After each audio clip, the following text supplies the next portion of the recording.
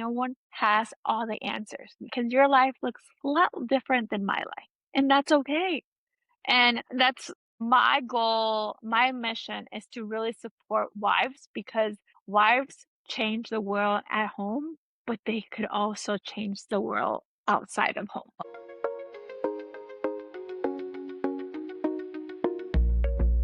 Hola, hola, and welcome back to the Ambitious Women of Color podcast. I'm your host, Jessica Lynn Rojas. Today, we're talking about why so many wives and moms avoid having hard conversations instead of advocating for themselves. My guest is Nanci Sanchez, a first-gen Latina life coach, wife, mom, and corporate professional who helps women reclaim their voice without guilt. We're talking about how marriage and motherhood test your identity, how to ask for what you deserve at work and at home, and why avoiding hard conversations is costing you. If you ever felt like you had to choose between being a good wife and a mom or being ambitious, this was for you. Let's dive into it. Hello, everyone, and welcome to the podcast. And welcome, Nanci. I'm so happy to have you here. Hi, Jessica. Thank you so much for inviting me. I'm so excited to be here. I'm excited to have you. So we're going to start with the signature question for the podcast is, what is one thing that you refuse to sacrifice for your career? Time with my husband. Yeah, especially like you're a mom, you're a wife, like you got two kiddos, you work 9 to 5. I'm sure that it is very important for you to still make time for that relationship. And I'm sure we'll dive into that a little bit. But I want everyone to get to know who you are. You're a life coach for wives, you're a mom, you also have a 9 to 5 corporate job. So that's a lot of hats that you wear. There's so many women out there that are experiencing that same situation. Tell us a little bit about your journey and how you got into this work. Okay, so I will say that it doesn't start like you wake up one day and you're like magically everything falls into place and everything is lovely and there's just butterflies and rainbows in life and you're just like, "Oh, this is great." No, but you do have the opportunity to make what is your priority, what is most important in your life, become the priority for the season of the life, right? Yeah. So I will say, like, I am corporate job. I've been with the same company for over 12 years. Oh, wow. And I also am a mom, and my kids are small. So they obviously need me a lot more than when you have a teenager or like a Mhm. college student, right? And so it's more of just really focusing on the season of your life to navigate, okay, what is your priority then and how you navigate that? Because you can't just justify that everything Mhm. is a priority. Because if everything is a priority, then nothing's a priority. So for Yeah. me, my focus is my husband. So we have to make date nights. We have to make time for ourselves, being intentional, like even during the day, like, hey, how's it going? How's work? The things that are happening in our life, right? And it's Mhm. not based on just like our responsibilities, our chores, or the things that we need to do day to day to make our lives easier. It's a lot more than that. And I think more than anything is to being intentional Mhm. during the day versus just waiting for, well, once I feel better or once I get this raise or once I get help with my kids or you know what, it's just so busy right now. It's really like being intentional at the season of your life right now and not just waiting for the perfect time. No, I love that. And I love to hear more like how have you juggled you said you've been in that career for 12 years and like tell us how you managed to like grow in your career while the relationship came and then the marriage came and then, the dog and then the kids. So how have you been able to like balance it all while you've been in this career for this long? And like, what are some things that have come up, some challenges or some advice that you can like help women that are going through a situation? Because being in the same place, that meant your career, it was moving and it was evolving. And so was your life at the same time as like you've been in this place. So yeah, let us know like how's that gone for you? Yeah. So I've been with the company for 12, but I've moved around within the Mm-hmm. company. And so that is really important to realize that it's okay to be with the same company if you like the people, if you like the culture, right? Mm-hmm. And if it's not for you, then make that move and make that decision to move to the next, right? Mm-hmm. Don't sit around and hoping and being hopeful of, well, things will change. No, you spend so much time at work that you need to make sure that you like where you're at. Yeah. And that is one of the most important parts. So, obviously, I must like where I'm at, right? Otherwise, I wouldn't be there for this long. And as you mentioned, my life was evolving and, like, I was single and I didn't have nothing, like, absolutely nothing. And when I say nothing, I mean, like, I was completely, like, the 27 dresses. I was, like, always working with the oldest folks, and then I was the youngest one. No, I'm not the youngest one in the room, right? But as my life was evolving, I, also made decisions that were gonna impact me in the long run. Mhm. For example, I wanted to buy a home, and buying a home meant knew I wanted to buy a home, and I also knew that my career mattered. So Mhm. I pushed through in navigating that process. And I bought a home by myself. I didn't wait until my Wow. husband came in my life and or my dog came in my life. I did it by myself. I obviously started from scratch, which that means moving out of my parents' house first Mhm. and moving into an apartment. And then it was the house. It wasn't like from like my mom's house to, my basically buying a home Mhm. itself. Mhm. And so, yes, my life has transitioned and changed. And even like getting engaged, getting married, all of that has happened in the time frame of 7 years, right? Oh, And wow. this time frame, I was with the same boss. So he's seeing me where I got engaged, I got married, and had my second kid, and all that. But I will say that one of the lessons learned is you have to try and you have to figure out what you want your career to look like. And it's up to you to decide where you want your life to look like and how your career is going to look like. Don't wait around until your boss is like, "Hey, Nancy, end of the year, like, what do you want?" Because you're in control of your career. And if you Yes. decide to allow someone else to control your career, then that means you're waiting. And then you're waiting and you're hopeful and then nothing changes and now you build this resentment and now you're wondering like, is this for me or not? And maybe Mhm. that journey is longer than you expect, but you really have to own that career. And speaking up is one of the most important parts. And that is one lesson that I had to learn the hard way because I was definitely the one that was like, I'm Mhm. doing great. My reviews are great. We're good.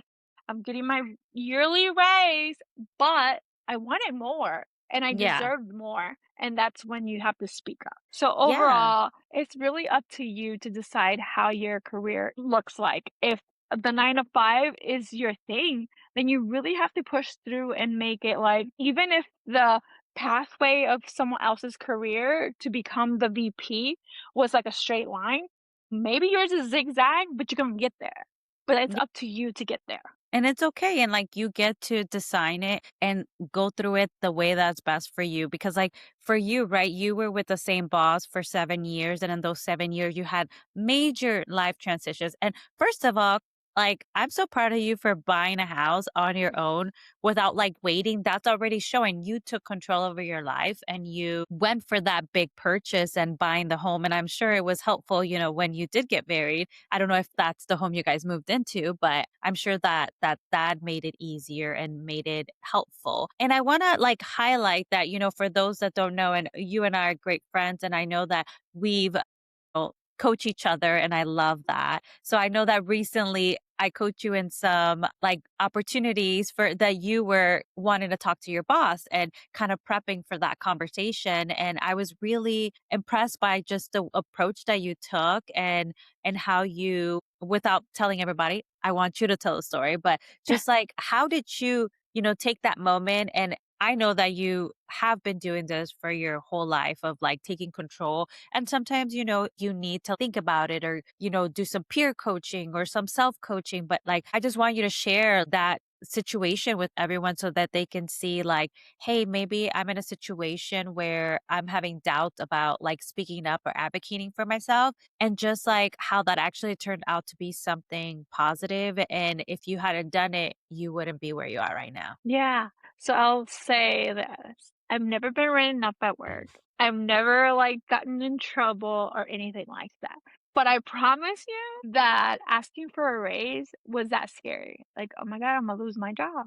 And it's like, I had no proof behind it that I would lose my job if I asked for money, right? But it's like But that in my mind. but Yeah. my brain was telling me like, "Yo, like, you're making good money already, like, what's making you think that you need more money, and how are you gonna get more money? Like, you got a good job, they like you, your reviews are great, like, this is good. Stay. Don't ask. Just keep going. Just head down and just type away and do your thing," right? But that would've built that resentment that I was learning that it was showing up at my job, it was showing up at Mhm. my home, and it was because I knew my worth, and I knew that if my reviews were great, why was my paycheck not looking like as great as my reviews, right? Yeah. But, I mean, I have to be honest, it wasn't that I wasn't getting paid, it was just not getting paid where I'm supposed to get paid, right? Yeah, and that's a And big difference. yeah, and it's like you're check marking, you're like, "Well, I got a good job. I like my boss likes me. We're growing. We're doing the thing, right?" And so, as I had obviously talked to you about and like I asked for coaching and like self-coaching was one important thing. Like I really had to go down and speaking to myself, really engaging on like how do I really feel about this? What do I Mhm. really want from this? And I was like, "You know what? I just need a new job. That's gonna be it. Because if I get a new job, I get a new boss, you know?" And in reality, deep down, I was like, "I've worked this hard to get to where I'm at. I'm not just gonna let someone else just slide in and just get all the praise, and then I'm Mhm. gonna be sitting watching her like, yeah, someone just made this path so much easier for me to get here, and now look at me, Yeah. like, I'm on top," you know? And so it was, like, really sitting down with my own thoughts, and the real problem was, if I'm really honest, it was I was avoiding the hard conversation, and when I say the hard conversation is my thought of, "I'm gonna lose my job." My Mhm. thought, "Is my boss gonna think something else about me? What's going on?" You know? And because I've never asked for more money. I've Mhm. asked, where do I stand from my peers? Like, hey, am I in the middle? Am I in the Mhm. beginning? Or where's my range of pay? But Mhm. I've never like specifically said, hey, can I get a raise? Right. Mhm. And so in the journey of this, it was so unprofessional of asking for more money. And I would not highly Okay, recommend it. why well, no, we're gonna challenge that. Why is it unprofessional for asking for more money? Why is your brain telling you that? So the way that normal people, everyone does is they sit down, they plan this meeting, they do all the research, they do all the pep talks, they rehearse everything they have to say in front of their boss, right? But you probably have talked to your boss multiple times that you're rehearsing this plan that you want to achieve this raise. Well, that was nothing to what I did. So what I did was I had lunch with my boss's boss. And while I was sitting having lunch, I didn't ask for the raise. It was while we were walking to, so we moved to a new office. And while we were walking to the new office, because we were going to go see the new building and where we were going to sit, I vomit out of my mouth. Unplanned, but because I have been talking about it, I've been saying that I wanted it, and I have really enforced the self-coaching that I just vomit naturally without thinking of it. And did I laugh? My boss laughed. I laughed. I was sweating. And he's like, "You're right. You deserve a raise. I'm gonna get you the raise." But I will tell you, that is not the way I would want you to mentor someone to do, asking the question of asking for a raise. So that's the reason why I would say that's not really what you need to do. But stop just researching and just do it. Take action because it's up to you to make that decision. And if it's like something that happens, like it happened to me, or if it's like really having a sit down and really making that happen, maybe that works for you and maybe it works out for 90%. But sometimes that 10% is take the chance. Worst case scenario, boss of my boss could have been like, "No." But remember, if you backtrack the storytelling, I never gotten written up. I show up for work. I do my job and I do a great job. So if you know you're worth getting that raise, then stop being so scared and just do it. Okay. There are a few things that you said, and I'm going to challenge you again because you tried to say it was unprofessional and this is why. And why do you think that's unprofessional? Definitely because it was the setting, the environment. It was not where I scheduled a meeting, like, and But then why I does it have to be waited. that way? Why does it have to be that way?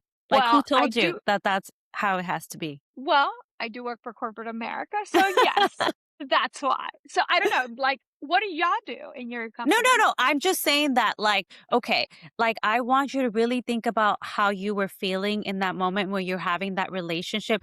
First of all, you built that relationship with your boss's boss. You already had that rapport. He already knew the type of work that you did. So, Mhm. yeah, maybe if, like, say, Sally, who has zero relationship with your boss's boss, and is like, hey, by the way, I need a raise. So like you did all of the work all these years. You've been doing that work to like build that reputation, to, grow that visibility for him to know and be that comfortable that you were able to like just spit it out, right? And I want to show you that like your mind and your intuition was telling you this is the moment. Just do it, and Just do it. sometimes it So that's is, why, just like, do it. don't think of it as like, "Oh, that was unprofessional," because, like, that was not unprofessional, and I'm saying this because there's so many, like, business deals that are done, while men are playing golf together.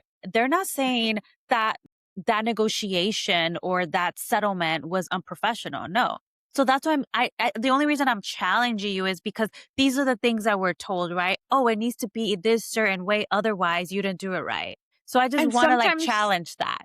sometimes I think you get stuck on the research part, right? You Mhm. research and you research and you Google and you ask everyone around you, like, what's going on? How much are you getting paid? Or and that's it's that part of asking other people how much they get paid is probably like, don't ask me I feel that, like maybe right? that can come across a little bit more.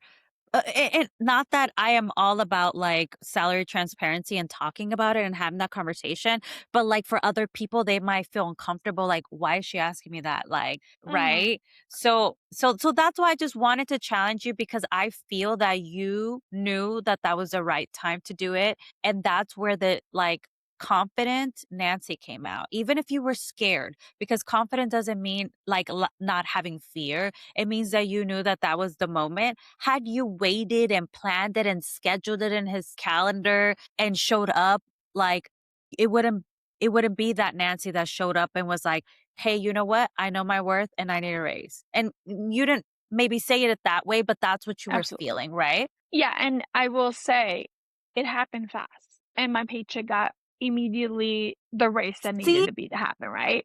But that's the part that I wanna just reassure that people it's the good girl, it's the, "I know what I'm doing, I'm confident of my job, and everyone around me is giving me compliments, but I'm just like, maybe I'll get fired for asking for more money." And you're And never gonna so get fired for asking for more money. Let me just tell you that. And also, it's our brain. I mean, I've had the same situation. My last promotion, I'm like, I ask for more and I'm like, oh my God, they're gonna think I'm greedy. And I've been negotiating for the past 10 years and I still freak out. So it's okay. It's just like that is our conditioning, our upbringing, what society has instilled in us or told us that you need to wait. You need to do it the right way. It needs to look a certain way. When Mhm. like this shows you that it doesn't. And I'm not saying that everybody should just go and blurt it out like a hallway conversation with No. someone, but you built that relationship. You have been showing that your work speaks for itself. You've been showing, hey, I have, all of the great reviews. My annual reviews are always like stellar. You've been getting those raises that I mean sometimes those are just for inflation, right? Yeah, and but you needed something more significant. And yes. you went for it and I'm so proud of you. And I think that that's why I was the most proudest was because of Mm. the way that you did it. Because you're like, "No, I'm not waiting to that meeting and have that paper and show the metrics." Like you've Like, already this is proven how much yourself. everyone else is getting paid, and And I will say that that happened, right? And now, for example, today I sent an email out and said, "Hey, I want to join this program. My friend, participated in this program and she highly recommends it. This is the investment on this program, right?" Mm, Now, this is me asking them to reimburse me, asking them, "Hey, can you pay for this?" Right? mhm. I don't think I would have said that. I think I would have paid out of pocket. And this time I'm like, well, But this is why gonna when, make my career yeah, making my it's gonna career help them better, too. leadership, negotiation, all that. And when people think of negotiation, they think of it's all about money, but you also can negotiate other things Yeah. and give yourself the opportunity. And especially if worst case scenario, they say, "No, not at this Mhm, time or not at this moment," then this is the time of you thinking like, "Okay, mhm, 1, I could pivot to a different department, 2, pivot to a whole different company, or 3, hey, this is a sign that I need it," or mhm. whatever that is, right? So, yeah, give yourself that trust, that confidence of even if you're not ready, just do it, right? And once you do it once, you're like, "Okay, the worst thing that could happen is a no. The best thing that could Yeah, happen the is a worst thing yes." is yeah, and the worst thing is not getting fired. Just putting it That out there, too. that is Yeah, not the yeah, worst thing, but yes, yeah. you're right, and I'm so proud of you, and look, like, I feel that that also started something in you or, like, ignited something where now you're like, "Okay, now let me ask for them to invest in me as a leader so that Right. I can" like, I mean, it's gonna help your career, your personal life, it's gonna help your business, so I'm proud of like making that move was able to help you now start thinking like, what else can I negotiate? What else can I advocate for? Because it's not about like you said, it's not just about the money and it's not just like, okay, they're saying yes, like let's say what else they're gonna say yes to, but it's more Mhm. like it showed you that when you ask for what you deserve, you get what you deserve. And if they don't give you what you deserve, you're not in the right place. Yeah. Yeah, absolutely. And that was the conversation that we had, remember? Because I was like, "You know what? Maybe I just need to change jobs. Like, this might not be the job, you know?" And I did do that part of like reaching out to a hiring manager. "Hey, I'm curious about your role. What does your role entail?" Right? But deep down, I knew that I really wanted to keep my job because I loved it. But that hard conversation was hard for me. And it was Yeah. so scary that I was like, I would rather move to a new role versus speaking to my boss. And Yeah. sure enough, it's all worth it. So do it even if you're scared. Yes, and I love that you mentioned that as well because I feel like one of the first things that like women, especially women of color do, it's like, let me just go get another job because all the problems I have right now, they're just going to go away.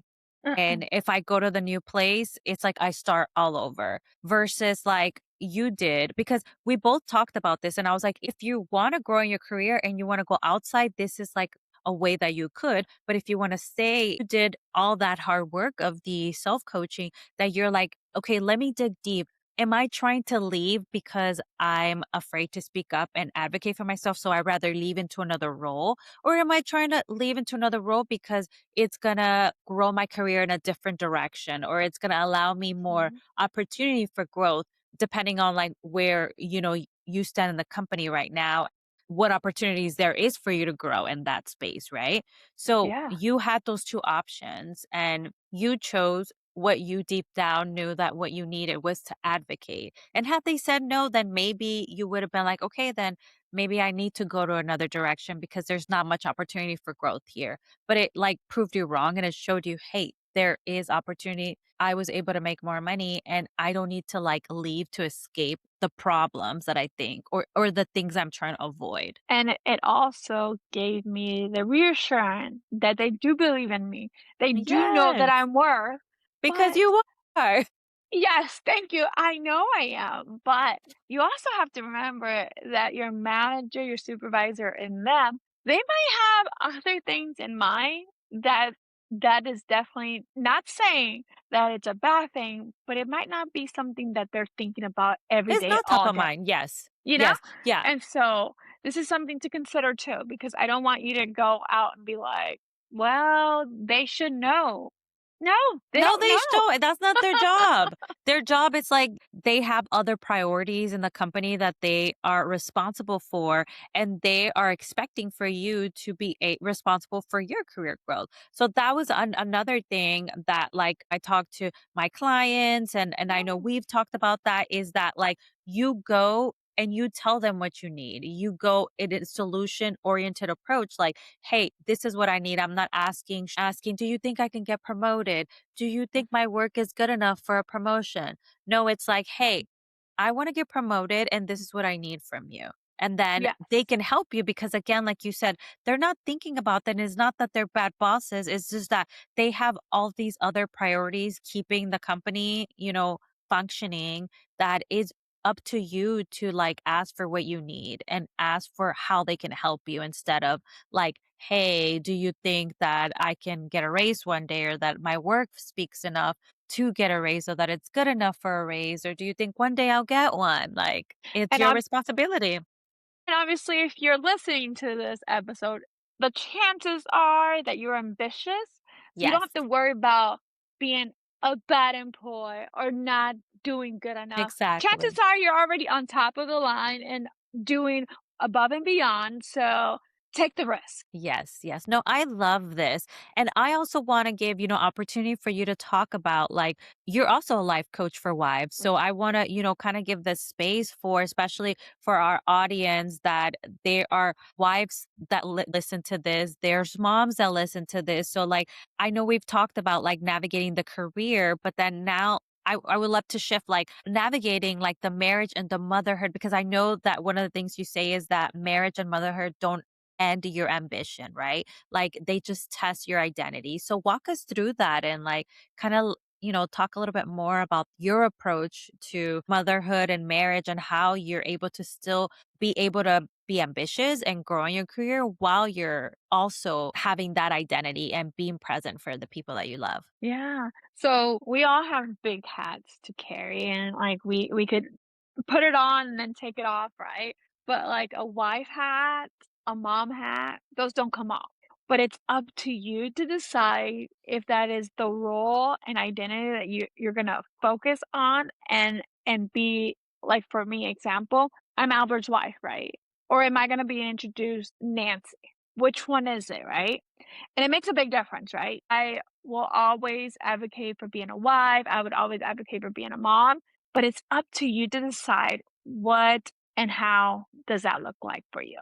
Because if I'm really honest, when I started work, remember I was completely single, no Hmm. kids, no like real responsibilities. And now I have a lot of responsibilities, a lot of roles to follow, like a mom, wife, a daughter, a dog mom. But while my life was changing and, like, becoming better for me, I still worked as if I didn't have all that. I worked as if that was my main priority, like, work, they don't know my kid's birthday, they don't those things, right? Hmm. And as much as I probably should share more, but I don't, I realized that my identity is not just a wife. My identity is not just a mom. I'm a lot of other things too, right? Hmm. And I want all that. I want to be a life coach for wives because I want to support them. I want them to show up for their best of the best because if they're happy, if they're showing up as authentic as they want, guess what? They're going to go home and become the better wife, a better mom, Hmm. a better daughter, a better friend, right? But if we rewind and we don't pour into the Nancy, then guess what? I am probably not gonna be as great as a friend. I'm probably not as great as a worker. I'm Hmm. probably not as great as everything else that falls in my plate, right? So pouring into yourself is a priority. Hmm. You know, you only got one life. You can't expect that, well, next time, you know what, I'm gonna do it different. I'm sorry, but you only got one life, and that's a guarantee. You only got one life. You're not a cat, you ain't got 7 lives. So there's one life that you have, make it the life that you always dreamed of. And if that means making small steps to get there, then do it. But stop complaining, stop thinking that you can't, because you can, and we no longer live in the 19s or whatever. It's time for us to shift that. Just like you have noticed the way the work environment looks a lot different than what it looked like 10 years ago, right?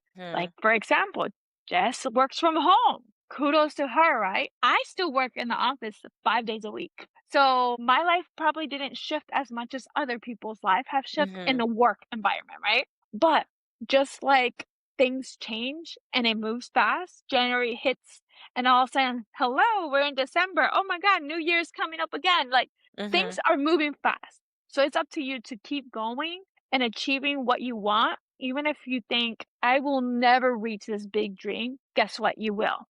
You will only not achieve it if you don't put in the effort and the desire and the determination that you can accomplish it.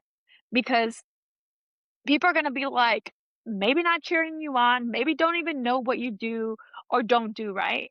But until you become this big person, all of a sudden they're like, "Oh my god, how did you do it?" Well, Yeah. guess what? This is how I did it. And there's no how to because no one has all the answers because your life looks a lot different than my life, and that's okay. And that's my goal, my mission is to really support wives because wives change the world at home, but they could also change the world outside of home. Well, I love that. And especially like what you said about like you have so many identities and you cannot take off the mom and the wife hat, but you can still like when you're at work, you can still like give the best of Nancy because you are, being present in the moment. And in this moment, you don't have your child right there that you need Yeah. to be thinking about or running after. You don't have your husband there that you have to go and do something with or for, right? So in Mhm, that moment, like you are able to be present. And that's why you're so good at your job because like it doesn't make you less of a mom or less of a wife to be focused in your career. And then when you're with your husband, you're not thinking, oh, hopefully, or maybe you are, but I don't know. Maybe, but you're not like focusing on like, okay, let me send some emails while I'm trying to have date night, or let me yeah, send some emails while I'm trying to feed my kid, right? So it's that like finding that balance and creating because I always say there's no 50-50 work life balance, especially for those identities where you cannot take it off. You can't mhm, decide right now or today I don't care about being a mom. You still have responsibilities and you still have things that you have to take care of. But if you're, like you said, not giving your all in your work when you get home, if you're still trying to do things for home while you're working, and then at home, you're trying to do things for work while you're trying to be with your kids or your husband, like, then you're not really being present. You're not really enjoying the time with them. So then mhm, that's when it starts feeling like that, right? And yeah, obviously, it's never perfect. And like you said too, like I work from home, you don't. And for me, it was a choice. For me, it was like a non-negotiable. I, transitioned to working from home in the pandemic and I got a dog and I mhm, didn't want to leave my dog alone. And you never know. Maybe, one day or if I will like have kids and maybe I go hybrid. And it doesn't mean that like right now, this is what works for me and this is what is important to me. And then in the future, like, I may go into an office, I may not, I may, stay this way. But that's another thing that there is so much flexibility and so many versions that you can create what is best for you. Because, like, say you now you're like, hey, actually, I want to negotiate, working from home twice a week or something, right? Because mhm, maybe that's what's better for you. Maybe the decrease in commute or anything with like your family that it makes it easier. That's an option that you have, right?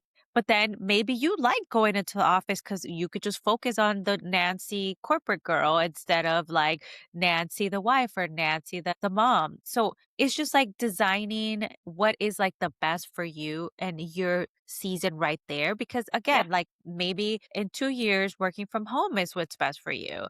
And not being afraid to like go for what you want and mhm, asking for what you need in whatever season it is. And I think that like what you said, like your mission with like the wives, and I love, love, love like what you do because I feel that so often, especially in our culture, is like we are afraid that once we become a wife and a mom, that it really takes away from who we are as mhm, individuals and that we have to give everything for them. Otherwise, you're not a good wife or a good mom.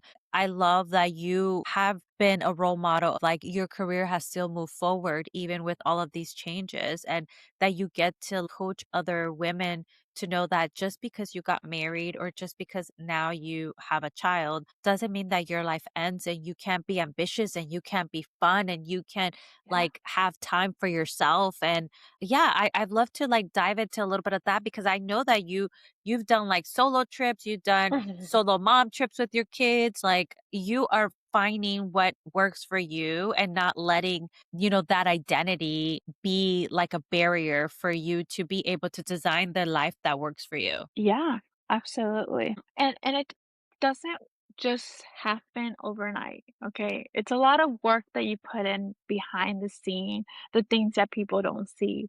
The heavy heart, the crying, the reassuring that you're doing the best for you and your family and everyone around you, right? But it has to be sometimes, and I know this is gonna sound crazy, but selfish. You have to, because the people that are gonna be there for you the most are the people that you live with. And that's the reality. Yeah. It sounds like, "No, no, Nancy, you don't know. Like, I got a whole bunch of friends, and they got me ride or die." And yeah, they are your ride or die. But guess what? Your husband is your real ride 'cause he sees all levels of you.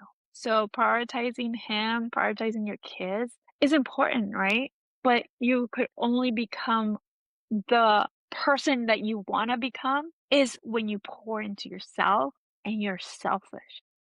Mhm. And I know my sister has told me, like, "You're selfish," and I'm like, that used to hurt me. I'm like, "Oh, am I really selfish?" But you know what? This selfish has gotten me where I'm at right now, a Yeah. good, happy version of myself. And honestly, I could probably be just fine without trying to be, everything that I do, right? Like, I don't have to travel with my kids by myself because it is scary. It's unsureness because it's like you're in a whole new city where you don't know nobody, your mom is not there that you could call and be like, "Mommy, tengo miedo." So, like, what do you do, right? But you But can, but but you can, and you will. It's up to you, right? Sometimes it's ripping that Band-Aid and knowing that, "Hey, I trust myself." Obviously, be careful, be aware, and everything else, right? But it's doable because I've done it, And I'm also gonna pave the pathway for other women that don't have kids now. And then they look at my life and they're like, "Well, Nancy still goes with her kids to Austin, Texas." Or Nancy goes camping with her kids and her husband and her dog. And it's okay, right? And it's like that limit belief of like, wait until the kids are older, it's not safe, you could find some snakes, some deers and bears, and all this stuff could happen to you if you're over there in the nature. Those are things that will you start thinking, right? And then you start believing it, and then you're like, "You know what? They're right," or you're waiting for the right time. Well, the right time is now because you don't know what your life is gonna look like a year from now. For example, I didn't expect to have 2 kids within 16 months gap, right? Mhm. That doesn't happen to everybody. That happened to me, right? Blessed, absolutely. But it was the hardest season of my life. But guess what? Because of that hard season, the ability of building a life coaching business came upon me. And I realized that one thing that I want to do is help other women. And so if it wasn't because of my hardship, I probably would be okay with the 9 to 5, being a mom, being a wife, being a dog mom, going home, hanging out on the weekends, maybe 2 vacations a year, and we're good because we got a home, we got a car, we got all those things that Mhm. everyone says you need to have, right? So I would have been fine. But those lonely nights, those hard moments, guess who was there with me? Nobody. Because everyone thought I was fine because I'm a happy, positive person. And I am in my core, I am. But Mhm. this was a hard season that no one made it seem like it was the reality. Just like when you get married, no one really tells you what happens when you get married. Just like when, you have the first kid, the second kid, So those are Mhm. the things that you won't know until you're there. And then you're Mhm. like, "Oh, this makes sense why so and so used to do this. Now it makes more sense," right?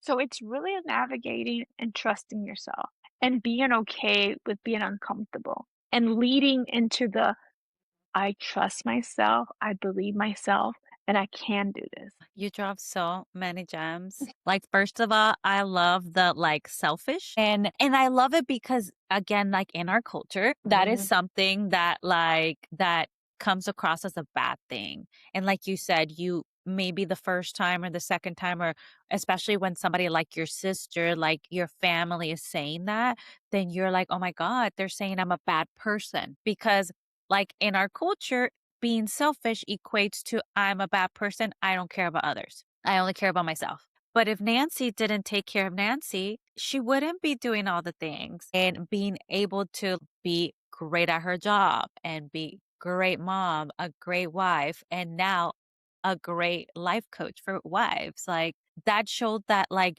you had that drive and because you're ambitious. You're an Yeah. ambitious woman of color. Yes. So that's like the reason you're like, I want more in my life and I want to help other people because you were able to like you said, those hard times build you for who you were and who you became. So you're like, had that moment where realization that you want to help other people to be doing that, right? And you're like, yes, I have all the things on paper that I could just, like you said, sit back and relax. But you're like, there is more in life and I want to help people to get more. So I love that you listen to your intuition, listen to yourself, pour into yourself, and made that something that now you get to change the lives of women. And that's just so amazing. Yeah, thank you.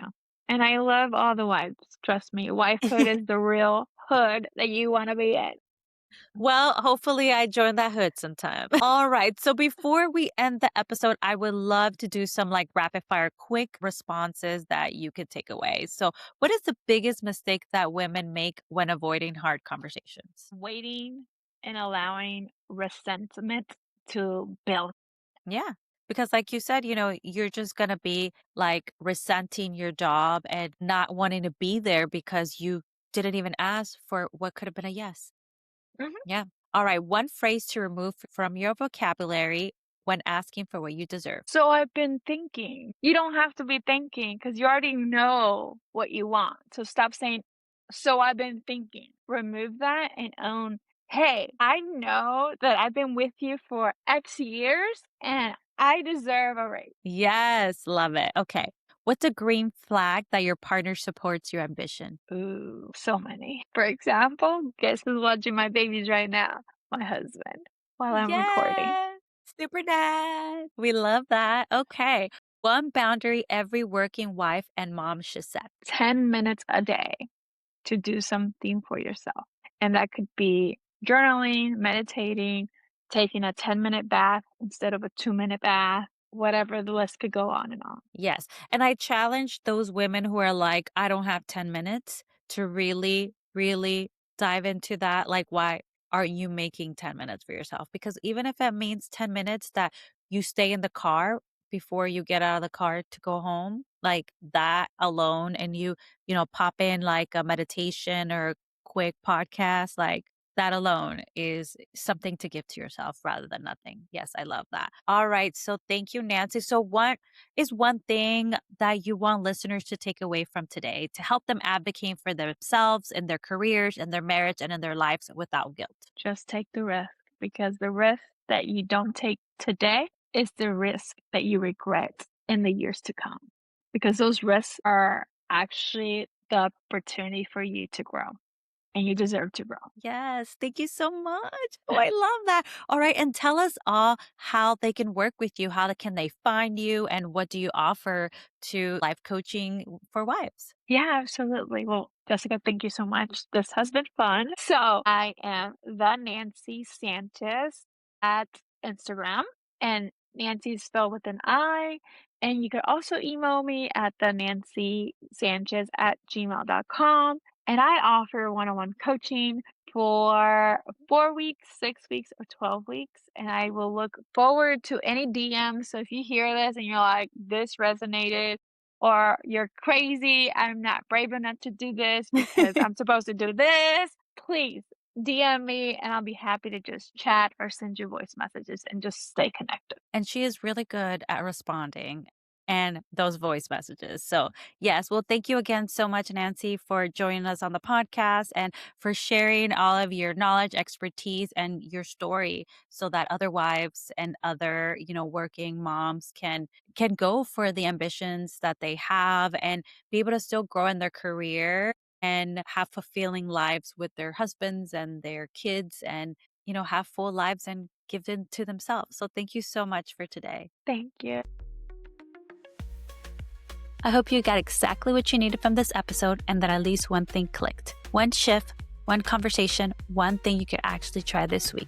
And if you're listening and thinking, okay, but how do I apply this to my situation? That's where I come in. I work one-on-one with ambitious women of color who want to grow in their career, get promoted, negotiate more money, or make the next move without burning themselves out or losing their peace. We get clear on the strategy, work through what's really getting in the way, and build the success that actually fits your life. If this episode resonated and you want support, you can find me at jessicalynn-wellness.com or DM me on Instagram at jessicalynn-wellness. We'll chat about how I can help you thrive in your career and in your whole life. And if you know another ambitious woman of color who needs the conversation, share this episode with her. If you loved this episode or the podcast, leaving a quick rating or review helps more women find this space, and I appreciate it more than you know. Make sure you're subscribed so you don't miss what's coming next. You don't have to choose between the career and the life. You get to have both, and we're building that together. I'll see you next week. Vámonos.